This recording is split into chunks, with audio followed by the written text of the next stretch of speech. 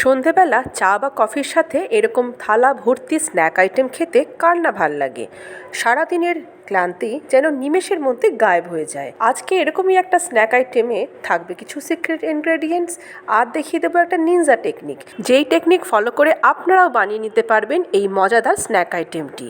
তাই জানতে হলে পুরো ভিডিওটা স্কিপ না করে দেখুন, আর ভিডিও ভালো লাগলে অবশ্যই লাইক শেয়ার করবেন, আর আমার চ্যানেল সোনালী কথাকে যারা এখনও সাবস্ক্রাইব করেনি তারা করে ফেলুন। প্রথমে একটা মিক্সিং বোলে মিশিয়ে দিচ্ছি 2 কাপ ভর্তি করে ছোলার ডালের বেসন। এরকম চা বা কফি খাওয়ার কাপ নিয়ে নেবেন আর মেপে 2 কাপ দিয়ে দেবেন। এরপরে এটিকে সুপার ক্রিস্পি করার জন্য মিশিয়ে দিচ্ছি ওই একই কাপেরই হাফ কাপ চালের গুঁড়ো।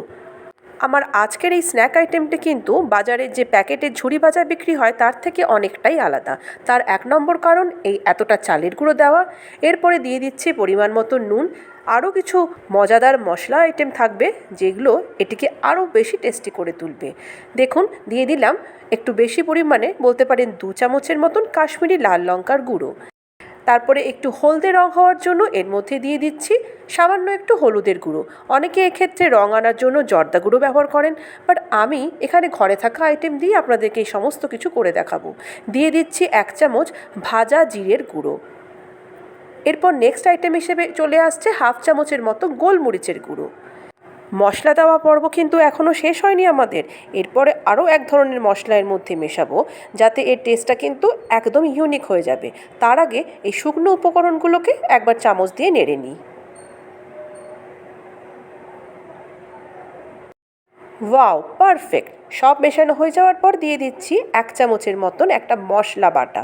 সেটা কি? এর মধ্যে রেখেছি শুকনো লঙ্কা, জিরে আর আদা। এই মশলাটা দিলে কিন্তু দুর্ধর্ষ খেতে হয় আমাদের এই স্ন্যাকটি। দিয়ে দিচ্ছি কিছুটা পরিমাণে সাদা তেল। তেলটা অবশ্যই দেব, যাতে করে এটি প্রচণ্ড পরিমাণে ক্রিস্পি হবে আর সফট তৈরি হবে। এবার হালকা হাতে সবগুলো আইটেমকে ভালোভাবে মিশিয়ে নিচ্ছি। আপনারা বলতে পারেন যে ভিডিও করছি তাহলে চামচ দিয়ে না করে হাত দিয়ে কেন?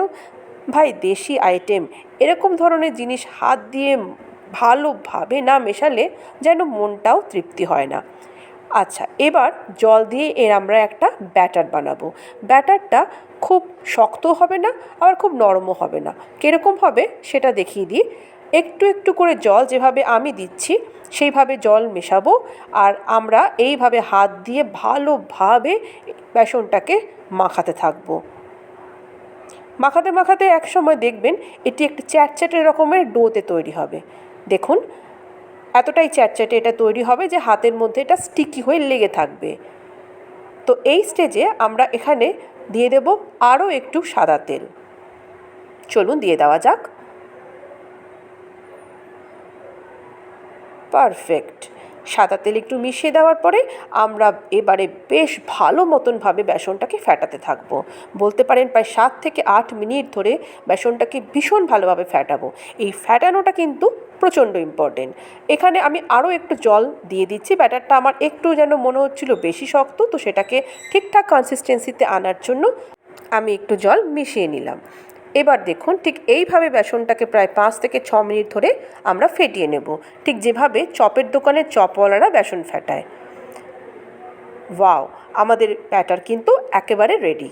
পারফেক্ট কনসিস্টেন্সি, ঠিক যেরকম চেয়েছিলাম ঠিক সেই ব্যাটারের কনসিস্টেন্সি আমার কিন্তু চলে এসেছে। এবার এটাকে ঢেকে রেখে 10 থেকে 15 মিনিট রেস্টিং টাইম দেব। অন্যদিকে আমাদের নিনজা টেকনিকের বানানোর জন্য যে জিনিসটা দরকার সেটাকে নিয়ে নিচ্ছি।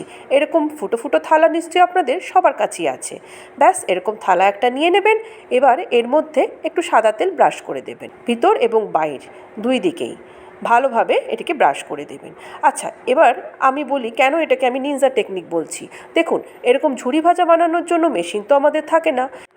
তো আপনারা ভাবতে পারেন যে এরকম ধরনের ঝুরি ভাজা বানানোর জন্য আমরা কেন গ্রেটার ইউজ করলাম না। আপনারা অনেকেই হয়তো দেখে থাকবেন যে গ্রেটারের মধ্যে দিয়েও এই ঝুরি ভাজাটা করা যায়। তবে আমি বলে দিচ্ছি যে কেন আমি গ্রেটারের পরিবর্তে এরকম ফুটো ফুটো থালাটা ব্যবহার করেছি। তার কারণ যখন আমরা ঝুরি ভাজাটাকে ভাজবো, কড়াইয়ের মধ্যে তেল তো দিয়ে দিয়েছি, তেল গরম হয়ে গেছে। এবার গ্রেটার দিয়ে তার উপর যদি এটা ঘষতে থাকি, আমাদের একটা হাত কিন্তু কন্টিনিউয়াসলি গ্রেটারটাকে ধরে রাখতে হয়।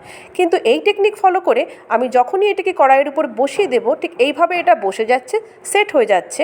আমার হাত দিয়ে কিন্তু এটাকে ধরে রাখার কোনো দরকার হচ্ছে না। আরামসে আমি এইভাবে ব্যাটারটাকে এই থালার উপরে রেখে একটা স্প্যাচুলা দিয়ে চেপে চেপে সুন্দরভাবে সেওগুলোকে বানিয়ে নিতে পারি। কি হলো না এটা নিনজা টেকনিক? আমার হাতও ব্যথা করবে না, আর তৈরি হয়ে যাবে থালা ভর্তি ভর্তি সেও। দেখুন কড়াইয়ের মধ্যে অলরেডি কতটা সেও তৈরি হয়ে গেছে। ব্যাস আর কি, গ্যাসের ফ্লেমটাকে মিডিয়ামে রেখে সেওগুলোকে লালচে করে ভেজে নিন। ঝটপট করে এই টেকনিক ফলো করে আপনারা থালা ভর্তি ভর্তি সেও তৈরি করবেন। যখন ইচ্ছা হবে চা বা কফির সাথে বানিয়ে নিয়ে এটাকে এনজয় করবেন। চলুন, কথা বলতে বলতে আমার একটা লট সেও ভাজা কিন্তু কমপ্লিট হয়ে গেছে।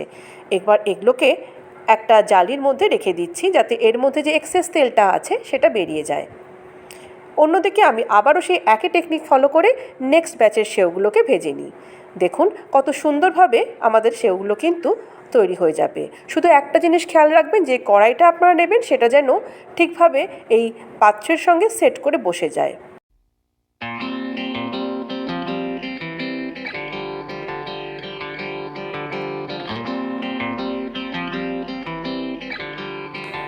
আমার দেখানো আজকের এই টেকনিকটা আশা করি আপনাদের ভালো লেগেছে। আর আমার বিশ্বাস, আমার আজকের এই টেকনিকটা দেখলে আপনারাও সঙ্গে সঙ্গে দৌড়ে যাবেন এই টেকনিকে সেও ভাজা বা ঝুরি ভাজা বানানোর জন্য। তাহলে ভিডিওটি যদি ভালো লেগে থাকে তাহলে এটিকে অবশ্যই লাইক, কমেন্ট আর বন্ধুবান্ধব, আত্মীয়স্বজন সবার মধ্যে অনেক অনেক শেয়ার করুন। আর আমার চ্যানেল সোনালী কথাকে যারা এখনও অবধি সাবস্ক্রাইব করেননি, তারা কিন্তু আর দেরি না করে আজকেই সাবস্ক্রাইব করে ফেলুন। আমি এরকমই মজার মজার ভিডিও নিয়মিত আমার চ্যানেলে আপলোড করতেই থাকি। সবাই ভালো থাকবেন, সুস্থ থাকবেন। আবার চলে আসবো অন্য দিন অন্য কোনো ভিডিও নিয়ে। নমস্কার।